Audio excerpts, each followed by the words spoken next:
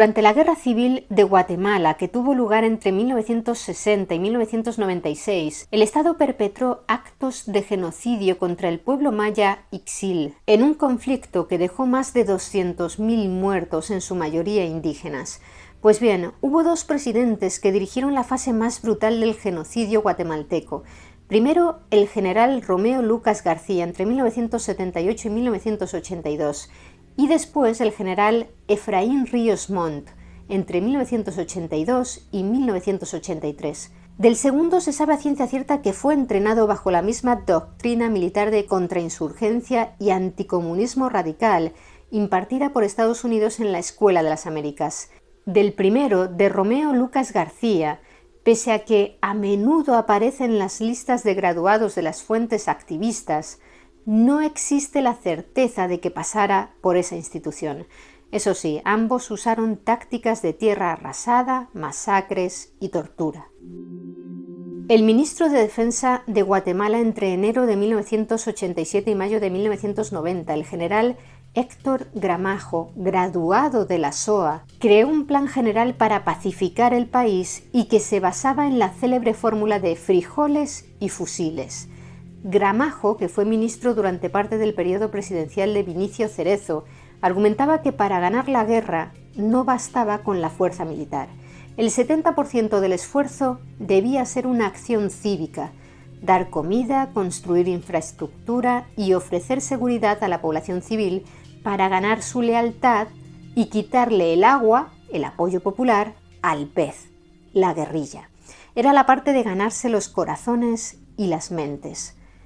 El 30% restante era la parte militar.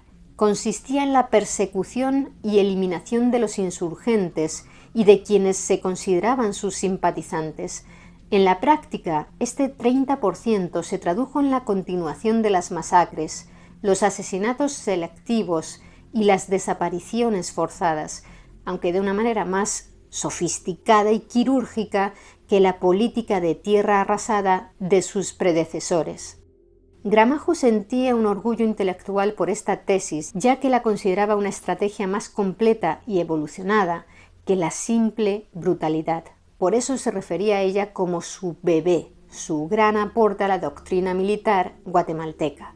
¿Llegó a ser llevado a los tribunales?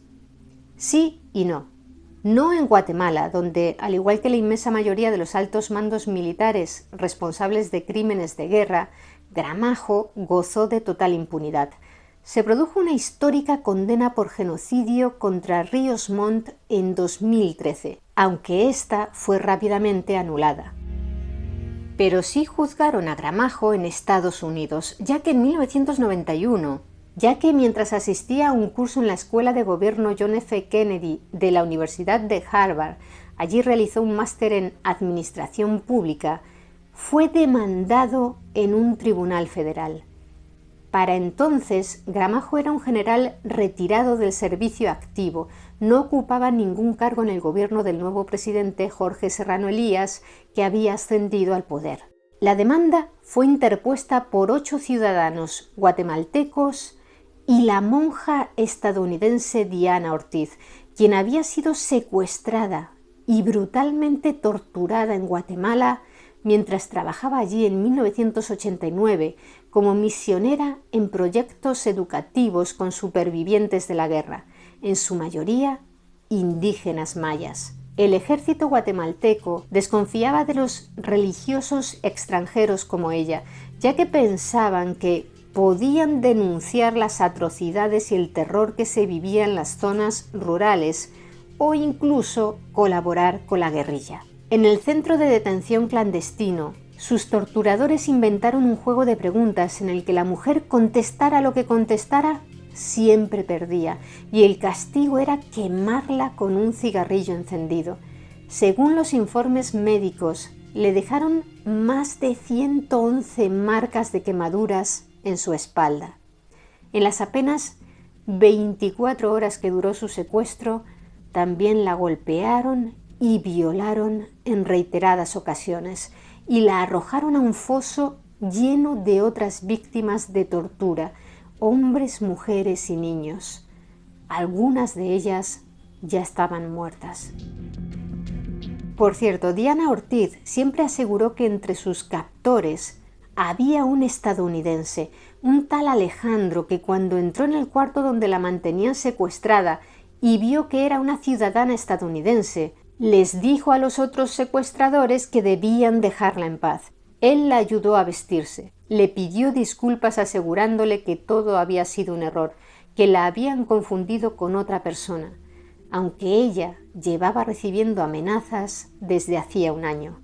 Pese a que Alejandro le hablaba en español, la hermana notó que lo hacía con acento estadounidense. Se metieron los dos en un coche, y en cuanto él, que iba conduciendo, detuvo el vehículo debido al tráfico, Diana saltó del auto y huyó. Enseguida regresó a Estados Unidos. Que Diana Ortiz asegurara que había un estadounidense entre los captores suscitó una gran controversia. Funcionarios de Estados Unidos, incluido el entonces embajador Thomas F. Strug, negaron rotundamente la participación de su país. Sin embargo, el testimonio de Ortiz ha sido considerado como una prueba de la colaboración de Estados Unidos con el Estado guatemalteco, no solo en financiación y entrenamiento militar, sino en la aplicación de técnicas de tortura.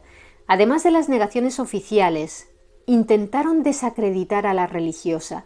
Los propios medios de comunicación de su país, haciéndose eco de las narrativas de los gobiernos de Guatemala y Estados Unidos, también participaron en la difusión de información que buscaba desacreditar el testimonio de Ortiz y sembrar las dudas sobre su veracidad. Así, en Guatemala se llegó incluso a decir que el secuestro de la monja era el resultado de una aventura amorosa que ella había tenido.